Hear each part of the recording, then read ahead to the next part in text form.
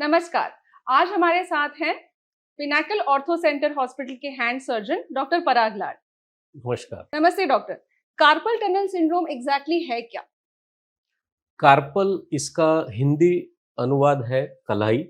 हम्म tunnel मतलब यहाँ पे कलाई में एक 2 सेंटीमीटर का टनल है हम्म जिसके अंदर से अपनी 5 उंगलियां बेंड करने वाले टेंडन्स, जिसको हम नस बोलते हैं, हम्म और ये अंगूठा, पहली उंगली और दूसरी उंगली, इनको सेंसेशन प्रोवाइड करने वाली इंपॉर्टेंट नर्व वो टनल के अंदर से जाती है।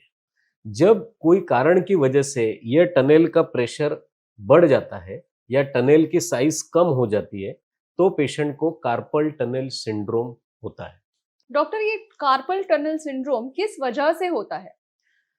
ये यूजुअली हम एज ग्रुप ऑफ 45 से लेके 65 एज ग्रुप, 65 के एज ग्रुप के, मोर कॉमनली फीमेल्स, लेडीज में, आजकल मेल्स में भी होने लग गया है, जिनको अनकंट्रोल्ड डायबिटीज या hypertension, high blood pressure, uncontrolled thyroid problems, कोई medical problems like heart disease और हाई कोलेस्ट्रॉल, ये लोगों में ये कार्पल टनल सिंड्रोम बहुत ज्यादा दिखाई देता है।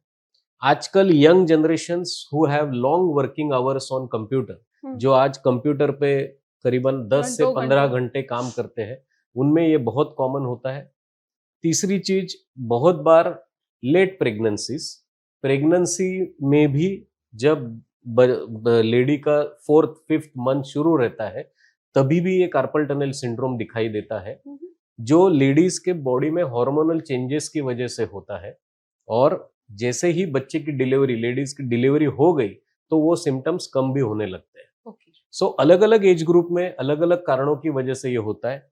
बहुत बार हम लोग बच्चे, अगर उनका स्क्रीन टाइम मोबाइल पे या प्ले स्टेशन गेम खेलते वक्त अगर कोई रिस्ट और हैंड की पोजीशन कंटिन्यूअस एक ही जगह पे रखी तो ये नर्व प्रेशर के सिम्टम्स बहुत कॉमन है। सो ऐसे इसके अलग अलग कारणों की वजह से कार्पल टनल सिंड्रोम होता है। सर, नस दबने का कारण सिर्फ हाथ में होता है या शरीर में कहीं और पे भी हो सकता है? ये सवाल का जवाब थोड़ा सा विस्तारित रूप में देना चाहूंगा।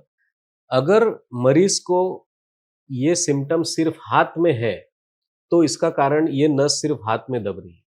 बहुत बार मरीज ये बोलता है कि मुझे गर्दन से झुंझुनाहट, इलेक्ट्रिक शॉक जैसे सेंसेशंस गर्दन से शुरू होते हैं और चींटियां जैसे वो हाथ तक आती है।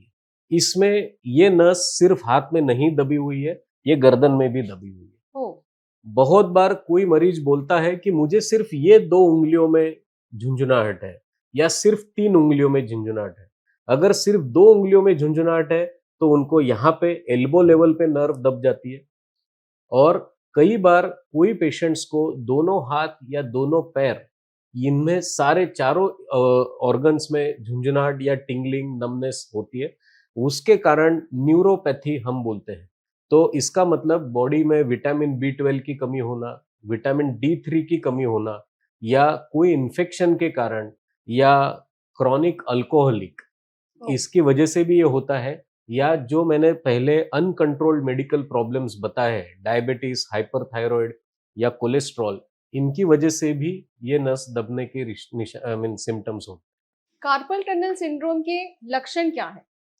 बहुत बार सबसे कॉमन लक्षण मरीज को ये पता लगता है कि उसका अंगूठा, इंडेक्स फिंगर, मिडल फिंगर और हाफ ऑफ रिंग फिंगर, मतलब ये 3 फिंगर प्रिडोमिनेंटली कोई काम करने में सुन्न पड़ जाते हैं। दूसरा, उनको गर्म पानी या ठंडे पानी का एहसास कम होता है। तीसरा, अगर वो फोन पे बात कर रहे हैं या किचन में कोई हाउस होल्ड एक्टिविटीज कर रहे हैं या राइटिंग कर रहे हैं या टाइपिंग कर रहे हैं, अगर ये एक्टिविटी कई ज्यादा समय के लिए हो गई तो ये हाथ सुन्न हो जाता है। फोर्थ इंपॉर्टेंट लक्षण, हम उसको इंग्लिश वर्ड बोलते हैं नाइट क्राइज, मतलब ये मरीज रात को सोते वक्त एक पोजीशन में हाथ रखने की वजह से उठ जाते हैं। सो इनकी स्लीप डिस्टर्ब होती है, फिर वो झटकते हैं हाथ और वापस सो जाते हैं। तो इसके ये लक्षण है। और एज अ डॉक्टर और एज अ हैंड सर्जन जब ये मरीज हमारे पास आते हैं तो कई बार हमें उनके हाथ की जो ग्रिप स्ट्रेंथ है, जो हाथ की ताकत है, वो बहुत कम महसूस और कम दिखाई देती है।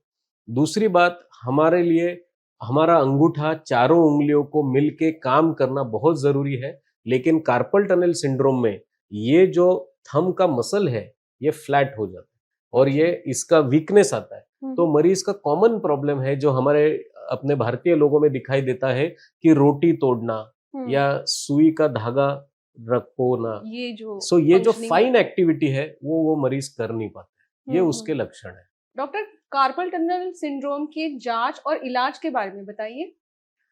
जैसे मैंने बताया कि कार्पल टनल सिंड्रोम मतलब ये जो नस दबने की निशानी और लक्षण है ये सिर्फ हाथ में है कि और कहीं बॉडी में है, पहले तो उसकी जांच होनी चाहिए।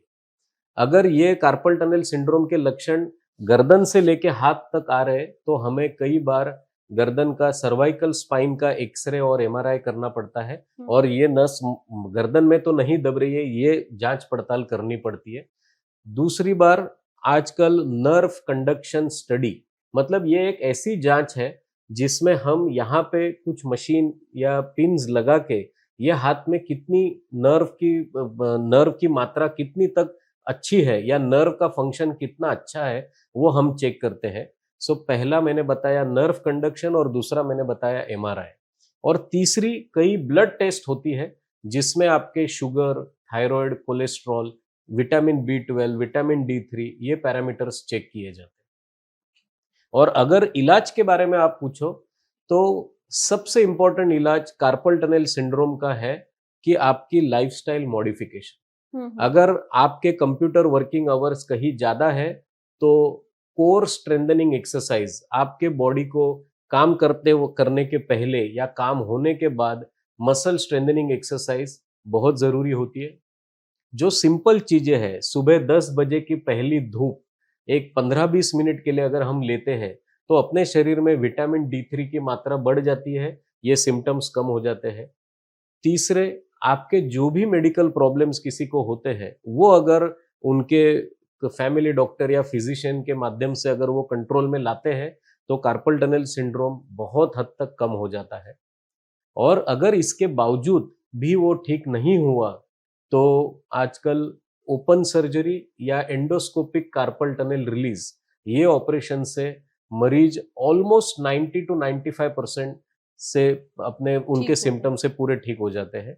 कई मरीज बहुत लेट आते हैं जिनमें थंब का फंक्शन मतलब अंगूठा बाकी के उंगलियों को मिल ही नहीं सकता है, तो ऐसे इसमें थोड़े लिटिल कॉम्प्लेक्स ऑपरेशंस जो बिल्कुल सेफ है वो करके उनके हाथ के फंक्शन हम ठीक कर सकते हैं।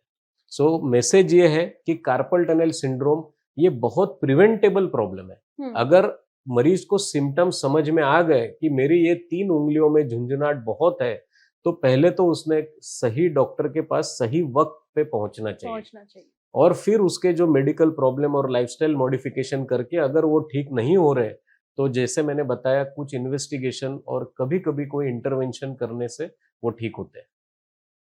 Thank you sir. आपने एक भी बताया कि जैसे आजकल बच्चे बहुत ज्यादा मोबाइल फोन का इस्तेमाल करते हैं, तो इन दैट केस बच्चों के लिए भी ये एक रेड सिग्नल है या फिर अलार्मिंग सिग्नल है या फिर इतना कोई सीरियस प्रॉब्लम नहीं है? ऑफ कोर्स बहुत सीरियस प्रॉब्लम है। मुझे ऐसा लगता है कि कोई स्टडीज, ऑफ कोर्स यूएस और यूके में इसकी बहुत स्टडीज हो गई है। बच्चों के एज ग्रुप के हिसाब से मैक्सिमम स्क्रीन टाइम 1 आवर और maximum is 1.5 hour per day allowed है, वो भी एक पोजीशन में। जैसे अगर मैं गर्दन नीचे करके अगर 1 आवर तक मोबाइल देख रहा हूं तो मुझे सिर्फ कार्पल टनल नहीं, सर्वाइकल स्पाइन मतलब गर्दन के प्रॉब्लम होना भी बहुत शुरू हो सकते हैं।